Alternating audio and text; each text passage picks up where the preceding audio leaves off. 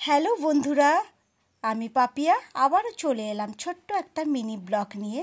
এটা ছিল তমলুকের হসপিটাল মোড়ের কাছে 5 স্টার ক্লাবের বড় একটা প্যান্ডেল কালী পুজোর।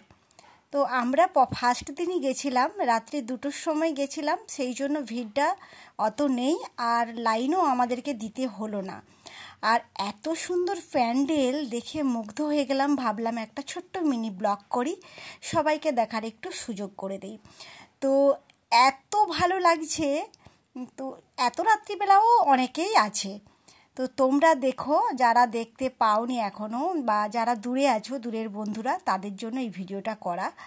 একটু দেখে বলবে তোমাদের কেমন লাগলো। আমি একটু জাস্ট তুলে ধরলাম, ঠিক মতন হয়তো ভিডিওটা তোমাদেরকে দেখাতে পারলাম না, তো যেটুকু দেখাতে পেরেছি।